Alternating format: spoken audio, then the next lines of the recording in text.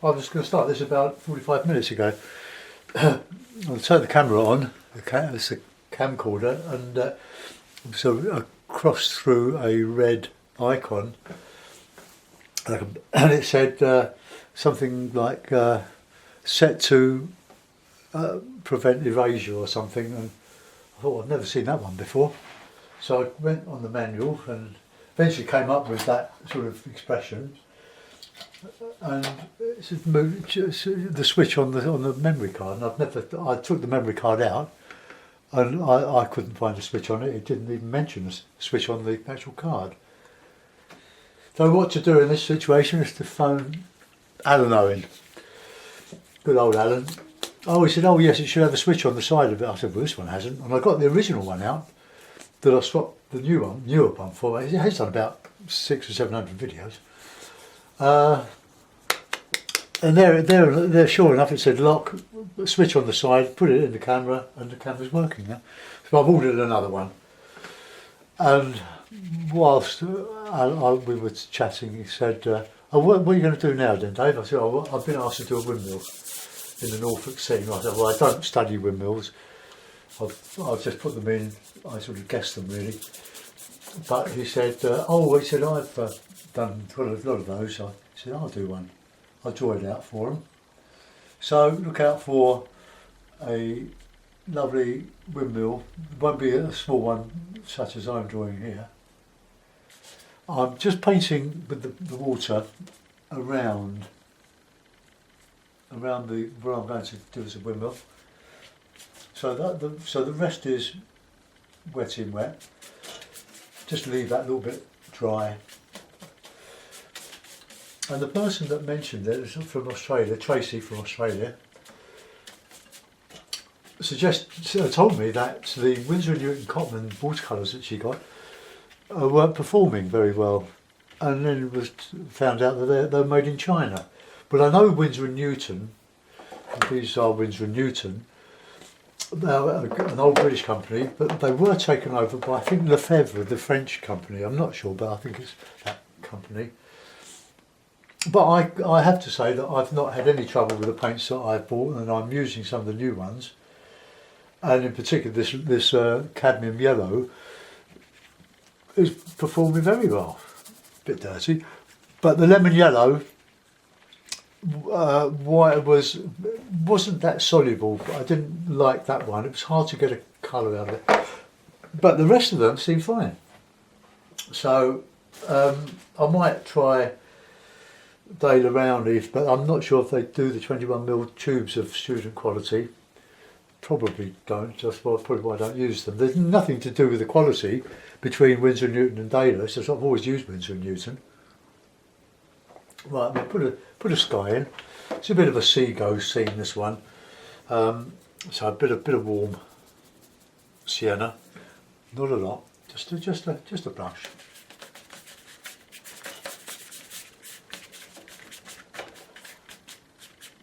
Give a bit of warmth to the. I don't know what's the matter with this brush. It's not very clean. It might be where I've just cleaned out the cadmium yellow.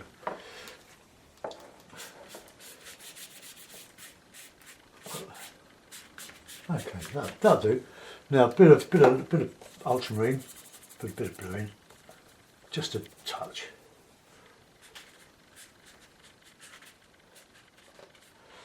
And we'll go ultramarine and light red. I had an awful thought there that I wasn't recording. So a new memory card will come through the post by next Monday, so that'll be something.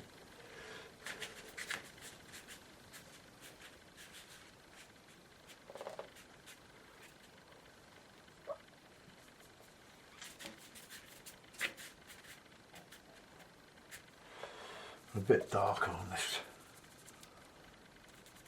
this one here. Bit of a lowering cloud there, a bit of. Okay, so that'll do. And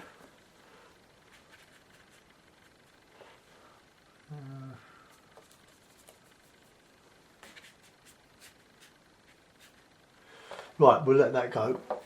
That's I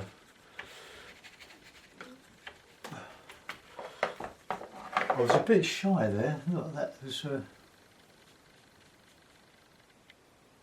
I sort of missed out that little bit of light, and I don't mind a bit of sparkle, but I don't want a lot.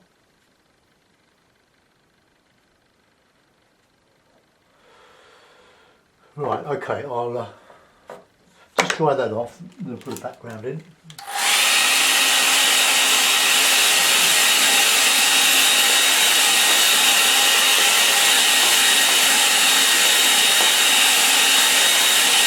Really just along the horizon. Now the paper's grown, so we'll just give it a good tug. It's very strong as watercolour paper. This is £130 Fabriana that I normally use, so let's put in some bit of Payne's grey, give a cool distance, and a bit of blue.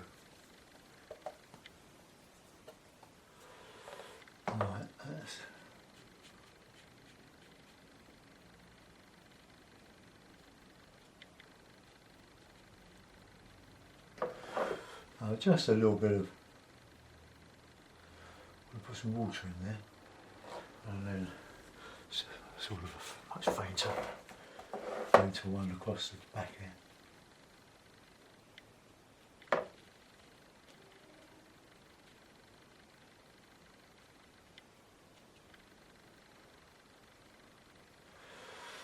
Okay, that'll do.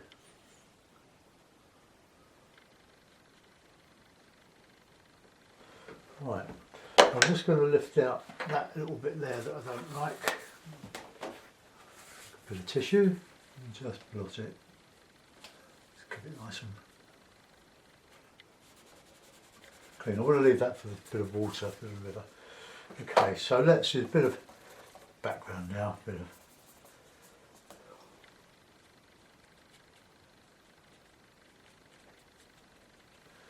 varied colours in some of this.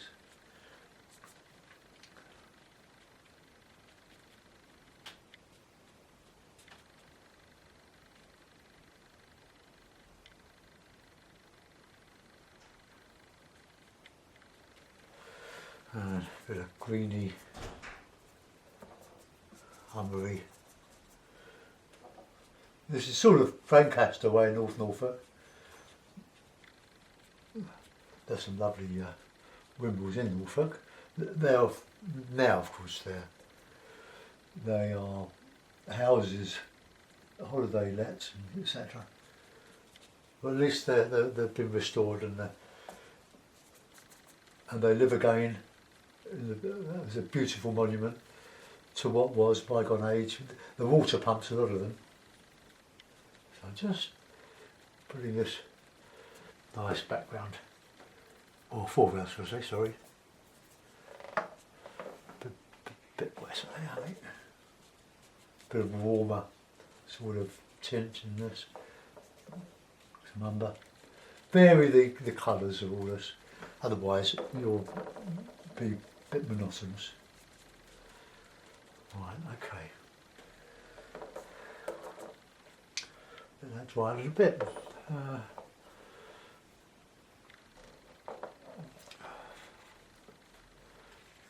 I need to come down a little bit more with that here. I took it out too much really, I didn't keep my horizon straight.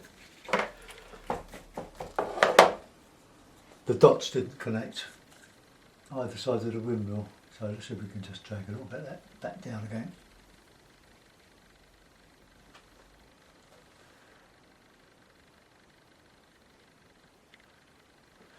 Okay, that'll do. Right, we'll let that go. I think that sky's come out quite well. I'm going to dry the foreground now. So mute.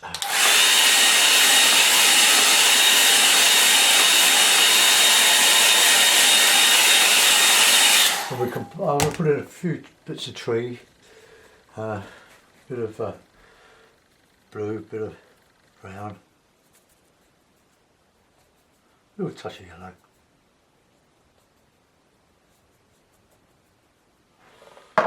just put in a couple of bits and pieces here.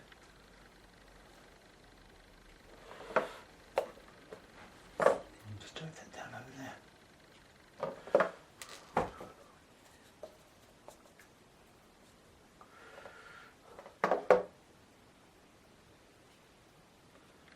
A little bit of texture around here.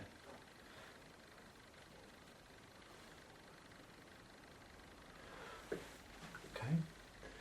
Right.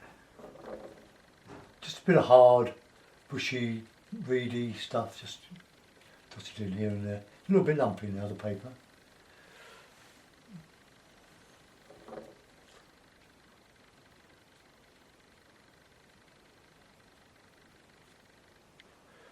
Dancing around a bit with a hake. Got a nice bit of dark in here.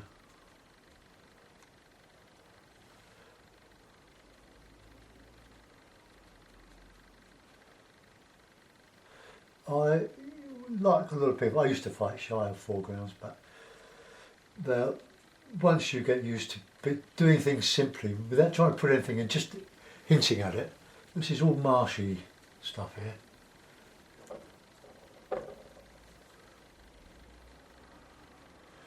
Okay, let's put a gate in and we'll have a go at the windmill. But not before I've had a cup of tea. We'll let that dry off before I put some calligraphy in it. Right, I'm going to use this inch flat. Get it nice and damp. And that will be a bit of umber, any bit of ultramarine.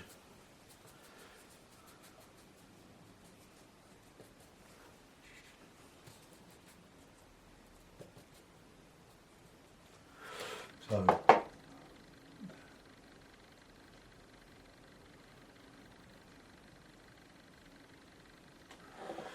bit of a sort of a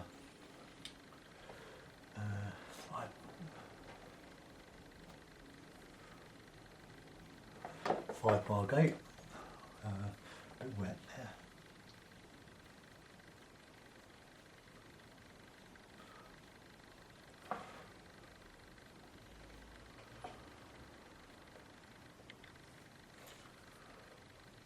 It's all tumbling down there. It's got a bit high, but straight out of Seago painting. Let's just take the tops off of that a little bit. Okay, I'll do. We'll put a little bit of dark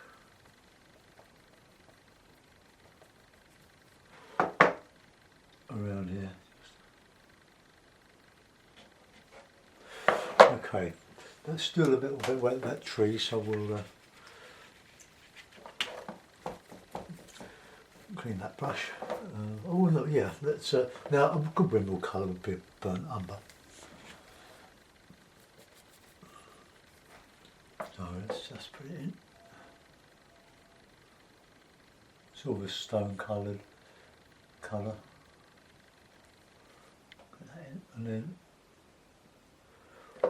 if the light is coming, say from that way, we can put a little bit of darker stuff on one side. Let it bleed over. So what happens to that?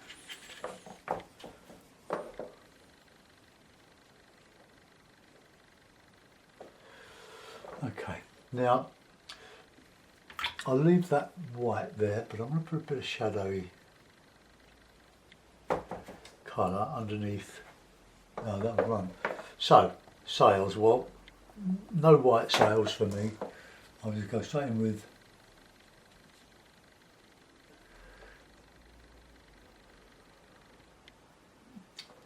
something like that.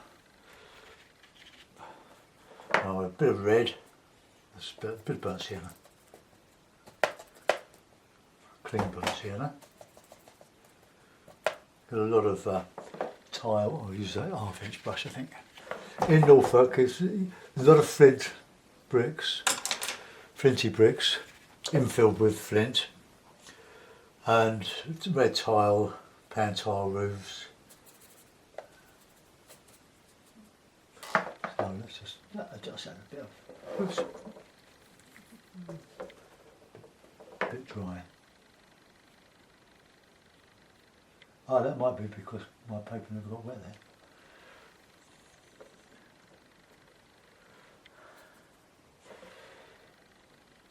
Don't want that to merge. Okay. And another bit of burnt ivory under there. We can put some shadow in there. We've got to do a door. Put a little bit of shadow around there.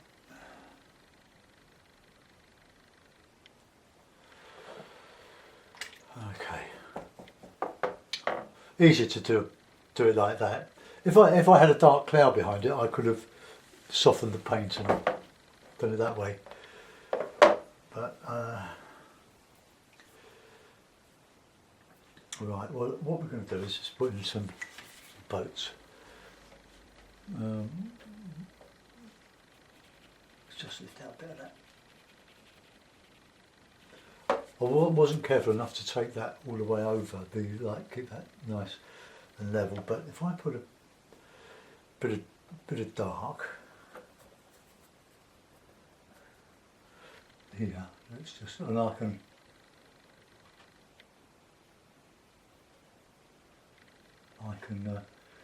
etch out or lift out in there.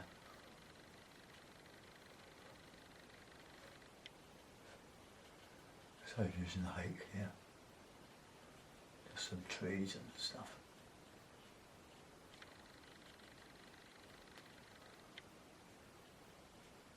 Sorry if I'm masking it.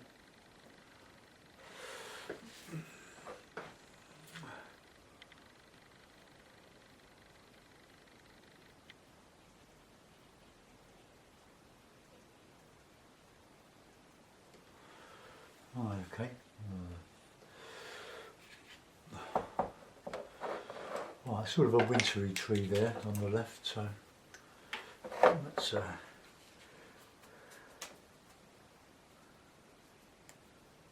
it some twigs.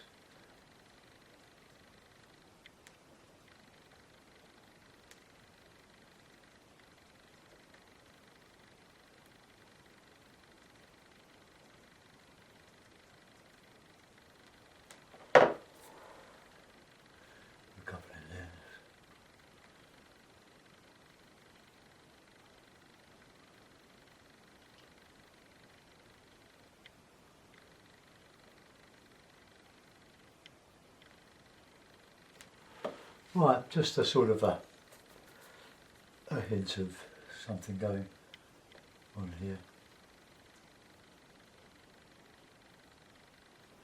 And we'll just put in a little bit of shadow under here.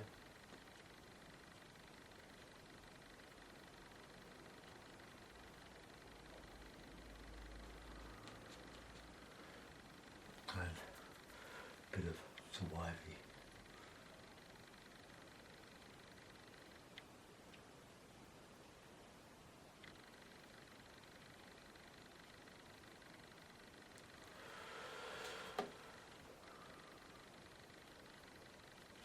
A bit too regular, those. Too many, one too many, I think. But anyway, just let that dry a bit. A couple of birds. Put them in the nice light bit.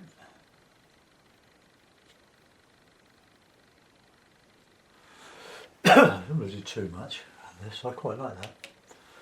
Right, I'm just going to dry some root.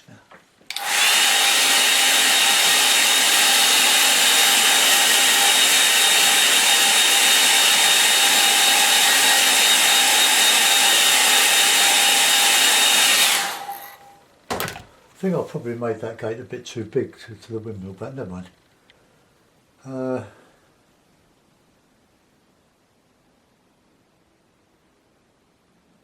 Yeah, haven't I? Right, I think I can rectify that. Let's get a bit of tissue and just clean out the bottom of that a bit. So it looks like it's the other side.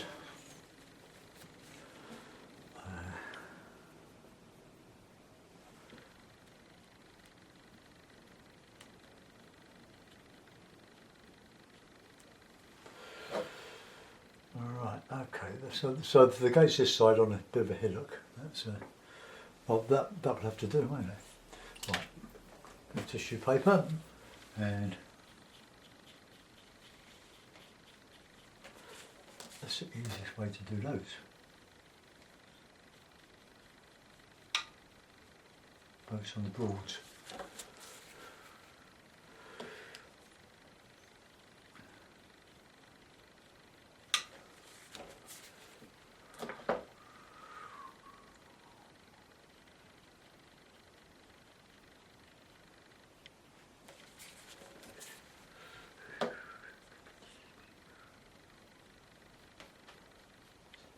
I've lent heavily on Seago for this one, not the windmill, but the actual landscape,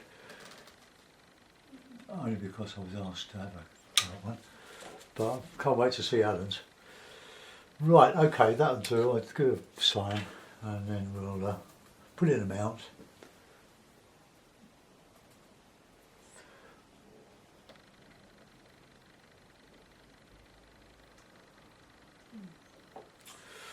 Right, that'll do. We'll use the, I don't know what mount we'll use for that. Those off. Pull this up a bit for the mount. And the blue mount would probably be more appropriate, but I like the light mount. I'm using more and more burnt umber as I get older, I think. The colour I sort of neglected over the years, but I think it is quite a good warm colour. If I want to make it more like burnt sienna, I can just add some light red to it. Right, let's just chop a bit. Oops. I've gone back to my box easel, made so that I've got somewhere to put my paints. Well, I do these. Right, okay, let's just come round. Oh, there we are. Windmill in Norfolk. I don't know if it shows up, but it looks alright from here, but I think I've just gone a little bit heavy with those. But never mind. Thanks for watching. Bye bye.